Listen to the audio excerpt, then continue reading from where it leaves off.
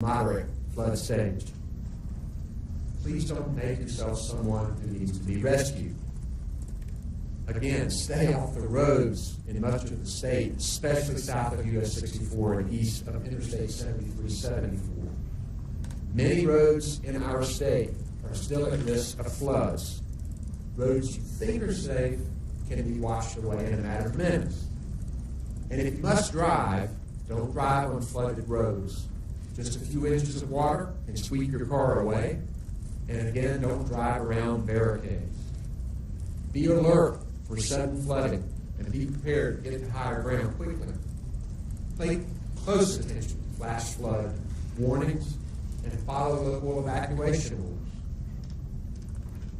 I tell you, there are so many heroes throughout our state, thank this morning. The rescuers who are risking their lives to pull people from floodwaters, the law enforcement, firefighters, first responders who are working around the clock, the nurses, the doctors, the pilots, utility workers, all volunteers. From the people of North Carolina, I say thank you. We remain grateful to the volunteers who are providing safe shelter for the more than 14,000 evacuees in 110 shelter locations across the state right now. Kristen and I visited the new shelter at the University of North Carolina, Chapel Hill, yesterday. And it was encouraging to see the resilience of the volunteers and residents there. To the members of the media, I want to thank you for the work that you are doing in getting critical information out to people. We appreciate that. Please continue this message. We've been preparing for and living through Hurricane Florence for more than a week now. But this remains a significant disaster that affects much of our state. The next few days will be long ones as the flooding continues. Our emergency management experts and thousands of rescue and recovery personnel are on the job. This is what we prepared for. And we have new supplies and personnel coming in every hour. We, the people of North Carolina, will get through this. If you have an emergency, dial 911. For other help or resources or information that you might need, dial 211. For the deaf and hard of hearing, 888-892-1162 for those using video relay services. And I'm thankful for Monica McGee providing American Sign Language interpretation. I'll now recognize Mike Sprague. Thank you, Governor. My name is Mike Sprague, the Director of the North Carolina Division of Emergency Management. Good afternoon.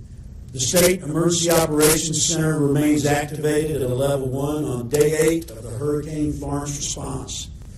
I want to thank all of our federal, state, private sector, and volunteer partners, but I want to especially thank our local partners at the county and municipality level. We know that you have borne the brunt of the Hurricane Florence response, and you're still right there in it at this moment, so thank you so much. Here at the state, we continue to be engaged in large-scale search and rescue operations, and we continue to push out resources like commodities, generators, firefighters, law enforcement, North Carolina National Guard, Highway Patrol, to our county partners as requested. There are over 1,200 first responders performing wide area searches with 233 boats throughout the state. There's also major aviation search and rescue operations being conducted, as well as general support aviation operations to bring in supplies for places that are cut off by water. We're also currently working with our outstanding volunteer partners from the American Red Cross, the North Carolina Baptist Men and Women, and the Salvation Army to set up mass feeding kitchens. We expect to be serving hot meals today. Shelters also remain a top priority, as you heard the governor say, and we are engaged in mass sheltering operations with approximately 14,000 occupants. We're also working with our federal partners to make sure we've got good temporary housing solutions once we move folks out of shelters and we find that we have a need for it. As a reminder, it's important to note that all 911 centers are operational. When you call, you may be answered from a 911 center in another county, but responders will be dispatched from your county as normal. This is how the 911 backup system works. As you know, significant flooding is occurring and will continue to impact in the coming days. That's important to remember. Even when you see the sun out, rivers are still cresting. We urge all of our residents to log into our flood inundation mapping and alert network, known as FIMAN, at FIMAN@nc.gov. Again, that's FIMAN.nc.gov to see which roads and structures will be affected by flooding. Users can sign up to be alerted in this system by text or email when rivers begin to rise. As always, please make sure you follow the guidance of your local officials. That's so important. And stay tuned to your local media to ensure situational awareness. Thank you so much for your support of the North Carolina State Emergency Response Team. Thank you very much, Governor. Secretary Jim Trockner. Thank you, Governor. Jim Trogdon, Secretary of the North Carolina Department of Transportation. As of today, we have 356 primary roads closed across the state, and that number is up from yesterday's 180. Total roads, and we're seeing some positive movement, total roads overnight was 1,700. That's down now to 1,197, but that also includes secondary roads across the state. So we're seeing some gradual improvement in the condition of roadways.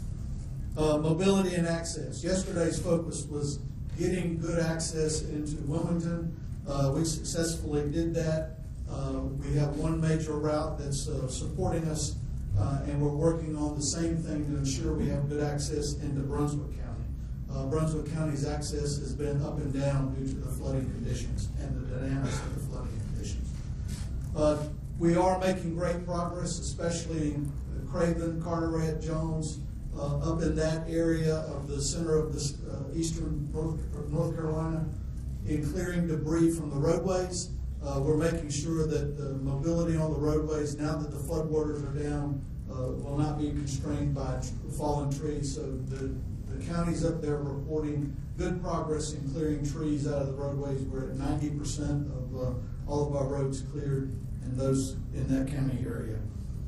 In Wilmington, New Hanover County, Onslow, Brunswick, Pender, we're able to clear debris, but only as the floodwaters are allowing it. So the areas that we have access, we're successfully getting the debris out of the roadway, but we're still struggling with getting access to all areas of those counties. And that's the same in Columbus and Robeson County as well. But we did have one additional closure overnight of significance, and that's US 221 in Ashe County. It wasn't a mudslide or a rock slide, it was a slope failure. Due to the heavy rains, that is closed, and we'll be able to let the citizens know how fast we can get that open. We are looking at potential new closures based on high water. We're working conditions, especially on Cottle Creek on I-85, the vicinity of China Grove, which may flood in the coming days, as well as sections of US 74 from Charlotte to Rockingham.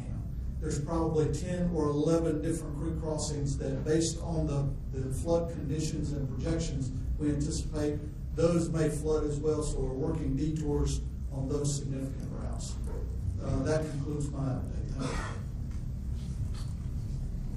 I will add, and I know the Secretary will agree, we do not want evacuees to go back.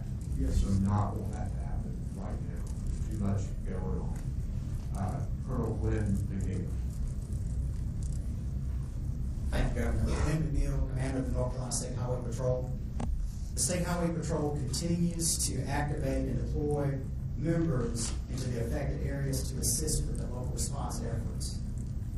As stated, roadways are not getting better, and in some cases are worsening as the rain bands that occurred overnight are raising water levels in already flooded areas. As Governor Cooper stated previously, he gave a long list of safety precautions. Please, under no circumstances, should you drive around closed and barricaded roadways. The loss of life is unnecessary and preventable. So please, do not cross running water, standing water, or barricade closures. You're putting yourselves in harm's way and also the first responders who are coming to attempt the rescues. Media, thank you for helping us get that strong public safety message out. Just because the storm is moving out in your area, hazardous conditions still will continue for days to come. We continue to work with our excellent DOT partners, monitoring I-95, I-40, and also our U.S. routes that serve as primary thoroughfares to bring help and supplies into the affected areas. Overnight, our troopers responded to 99 collisions and 207 calls for service, which primarily involve road closures due to downed trees and flooded roadways. We'll ask if you have to travel, before doing so, visit your local media and also visit drivenc.gov before you travel, so that you have the most up-to-date travel information. This concludes my brief. Thank you. Dr. Mandy Cohen. Thank you, Governor. Mandy Cohen, Secretary of the Department of Health and Human Services. And as you know, we're doing everything we can to help the people impacted by Hurricane Florence. And we know that folks are feeling effects right now and will for many weeks and months ahead. So one of the things we are working on at the department is providing as much flexibility in our programs that help our citizens here in North Carolina as much as we can. So the first we're announcing today is some flexibility that our department is implementing in coordination with the U.S. Department of Agriculture. These flexibilities are around the programs for food and nutrition services. These are going to help everyone in the state. They're statewide temporary flexibilities that apply to all 100 counties and the more than 600,000 households who are enrolled in the food and nutrition support programs. So beginning today, North Carolinians will be able to purchase hot food, including food prepared for immediate consumption from authorized electronic benefit transfer realtors using their EBT cards. All authorized EBT vendors in the state have been notified of this change, and this change is effective until the end of October. This is going to help families who are not able to prepare food at home due to displacement or to power outages, but who want them to still have access to more meals. Customers should inquire first with the store to make sure that they can process hot food purchases, but this is a good step forward that folks can right now go to those vendors and get hot food. Second, we continue to work on making sure our medical shelters across the state are set up and supported. We had a 4th medical shelter set up and opened in Charlotte yesterday. All 4 of those shelters across the state have bed availability. The other 3 are in Goldsboro, Clayton, and High Point. If someone needs to go to a medical shelter, continue to work with local emergency management for those referrals. We also continue to stay in close contact with hospitals and other healthcare facilities throughout the state regarding their capabilities and their needs related to staffing or power, food, water, and supplies. We know folks are stretched. They're doing everything they can to meet the needs of their community. They've been staying in good contact with local emergency management officials when they have issues, and we continue to gather that information and respond to those needs. Next, we're also established a disaster distress hotline for anyone needing crisis counseling or experiencing emotional distress related to the hurricane. The distress helpline is 1-800-985-5990. It is a 24/7 hotline dedicated for crisis counseling for people experiencing emotional distress. Again, that's 1-800-985-5990. There's additional information on the Department of Health and Human Services website or the Hurricane Florence webpage. And then lastly, I have to reiterate the message you continue to hear from the governor and the other colleagues standing with me. Please do not drive through standing water or moving water. Your life is at risk. Please turn around, don't drown. In addition, make sure that if there's flooding near your home, make sure you're not plugging in electrical devices. We don't want to see anyone electrocuted. We also make sure not to be using your gas-powered generators or outdoor grills inside your home due to carbon monoxide poisoning. And again, those foods that may have come into contact with flood or storm water, or if you've been without power and now those foods have not been refrigerated properly, please dispose of them. When in doubt, throw it out. We don't want to see any more people be impacted by this storm than absolutely necessary. Please be safe. Thank you. Thanks, Dr. Cohen. Mr. Albie Lewis. Thank you, Governor. I'm Albie Lewis, Federal Coordinating Officer with FEMA. From the start, we have had 2 incident management assistance teams working directly with the North Carolina Emergency Operations Center, conducting logistics, operations, and planning. Currently, we have well over 350 folks right in the Raleigh-Durham area working in support of the state. And we have approximately 2,000, not only in the state, but spread back to Atlanta and up to Washington, D.C. in support of operations.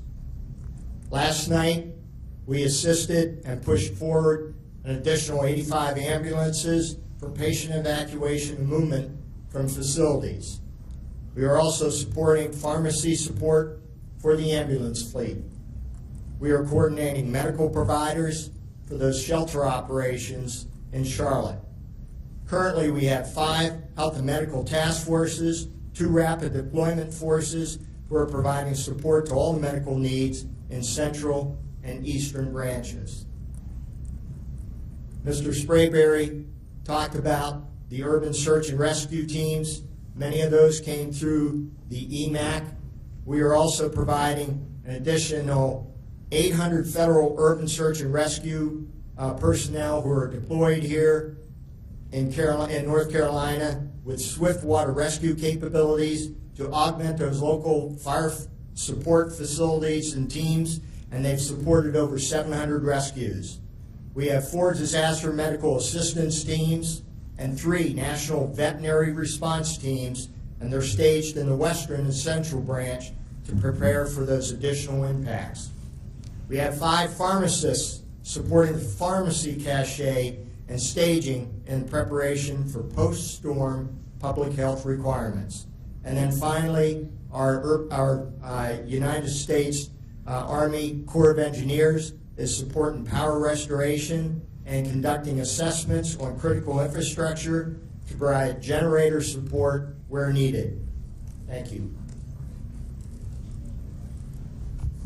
Thank you, Albie. We're getting a lot of calls that people want to help. There are a lot of wonderful charities that are helping. You can also contribute to the North Carolina Disaster Relief Fund at governor.nc.gov. We have a number of experts here who are working as part of this team in the disaster response, and we will be glad to answer your questions.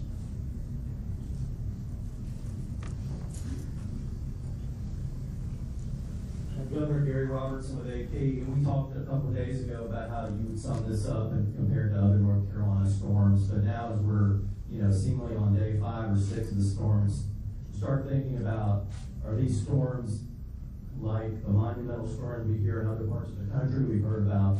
We remember Andrew. We remember Katrina. We remember here in North Carolina Hazel. I mean, based on what you've seen and the life loss and the damage, how would you square those up with these other monumental storms? This is an epic storm that is still continuing because the rivers are rising in certain parts of our state. Some areas have not seen the worst flooding yet. So this is a monumental disaster for our state that affects many of our counties, many of our people. We're going to be going through an assessment here over the weeks and months to be able to quantify the magnitude. But already we have 17 people who have died. We hope there are not more. We hope there's not another life lost. But we know that raging rivers are still out there and more lives can be claimed. We're going to work hard. Governor Cooper, Juan Hobart with WTDD. Of those 17 that have died, does that include the one from Union County? toddler, and then also President Trump coming to the state. Have you all connected yet? And do you plan to accompany him on this trip? First, I think, number one, the answer is yes, that it does include the toddler tragically died in Union County. I know our office has been in touch with the president's office, and they are working on some arrangements for that. We're going to have a number of federal officials visiting us, including FEMA Administrator Brock Long and Homeland Security Secretary Kirstjen Nielsen, and I'm sure there will likely be others as well. Hi, Governor. Debbie Elliott with NPR. As you've been coping with this crisis, are you gaining any insight into, how you live with water in this state, and are you thinking about planning for that, and also just the public resources needed to cope with something like this? We are going to have to be smart about our recovery and about our long-range planning. When you have two 500-year floods within 2 years of each other, it's pretty clear it's not a 500-year flood. So as we approach recovery, both short-term and long-term, we will have to look at flooded property, work on mitigation and buyouts, and being smart about how we recover, and make sure that we're involving local, state, and federal officials. We're going to need significant resources to recover. There's no question about that. People need help immediately. So I will just say this, that is certainly kept in my mind, but our immediate concern is pulling people out of the water, keeping them safe, and dealing with the short-term emergency needs that people have. Travis from WRL, can you give us some details about how you're able to get in and out of Wilmington? What went into that? Is it just high axle trucks that can get in and out right now? So either Mike or Jim. Yes, sir. We have one limited route into Wilmington, and it is clear. So our DOT crews, supporting elements are all using that route. But it is one route that, based on what's going to happen over the next few days, we don't have a 100% degree of confidence that we can sustain it. So it is open today, and we're pushing supplies as hard as we possibly can, with the plan that it may not sustain us over the next week. Can you tell us, so how you opened it? Did you have to do some construction, or? No, it was all high water going down and debris getting out of that road. So a combination of getting the trees cut, utility crews helping us get the power lines out, and then getting and letting the water get down below the pavement level. And you're able to get normal vehicles through there, or just? All of our vehicles can do that. I'll emphasize again, this is another point why we don't need evacuees going back. We've got one limited route into Wilmington, and it's being used for supplies and necessary emergency material and utility workers and law enforcement. And we don't need people going back right now, particularly when this route may disappear tonight. I'm sorry, this isn't my question, but just a follow-up is, are you telling us that limits the route if a regular driver came up there, that they would be turned away? I just want to understand how limited access. Yes, so we're pushing hundreds, if not thousands, of vehicles, so those have priority. However, the route is not closed, but we're just discouraging, unless you're a first responder or you have dire reason to get to Wilmington, please wait. I don't know if I asked Mike something regarding transitional housing. We know that there are, hotels, and there's a lot of rural areas that don't have hotels, and there's where a lot of people are going to be struggling. What are you going to, have you thought about and provide any details about what you're going to do with people who are in rural areas, but there really isn't enough hotel space to set them up for weeks? Right, so there's also other programs where the disaster survivor can actually move back into their house and begin to do some minor repairs that will be covered. And we're looking into the possibility of maybe getting some travel trailers too.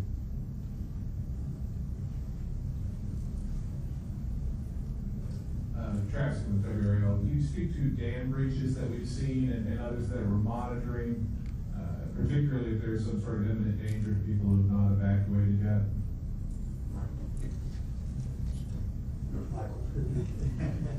You got two, Mike.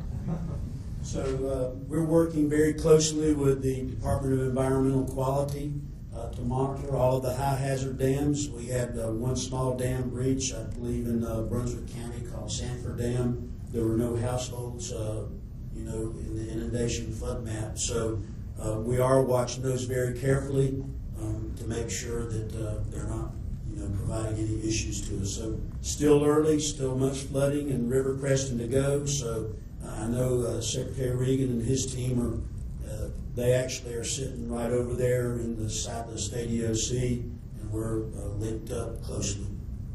Secretary Regan, do you want to respond? Okay. Other questions? Again, Juan Hobart with WTVD. Can you speak to the situation right now in Durham County where hearing the Eno River has overflowed its banks? Can you consider those residents out there? You want to address that? We'll get some information for you on that. One thing we do know, river flooding is dynamic. It's happening all over the state as we speak. So we can get some information on that. Yes. Lauren Horsch with the News and Observer. I know Homeland Security Secretary Nielsen is scheduled to be in North Carolina today. Have you already met with her? And if you haven't, what are you planning to discuss, or what have you discussed with her so far? I will be meeting with her a little later in the day, and we will be discussing FEMA and immediate and also the setup for long-term needs. I had an earlier telephone discussion with her. We know that we're going to need significant federal resources. They have promised them across the board, and we're going to continue our contact with them. And I think she's going to come and look at some of the storm damage as well as to meet with me today. And Albie Lewis and I will be going over a meeting with her.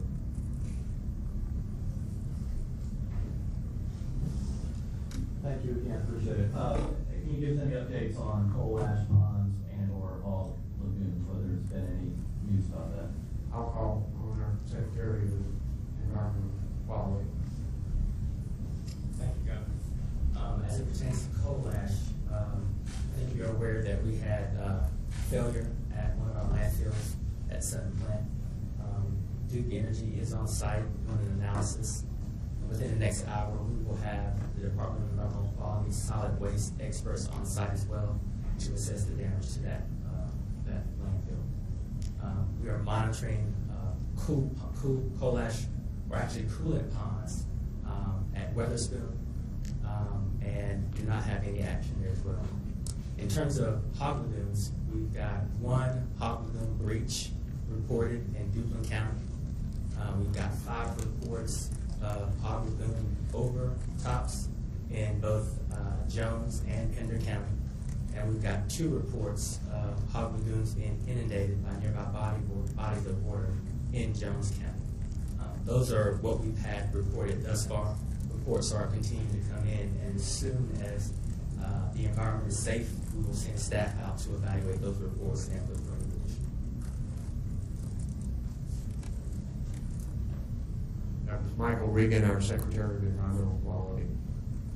Any other questions? Okay, we'll let you know when the next briefing is. Thank you.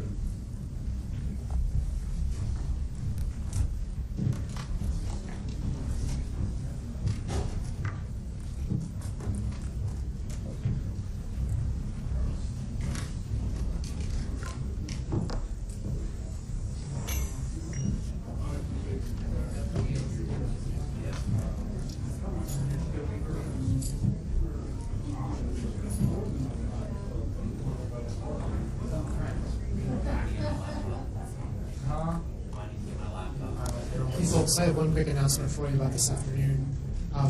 We do expect Secretary Nielsen from Homeland Security arriving around 2 o'clock this afternoon. She will be here in the briefing room at about 3:10 for a brief availability. Secretary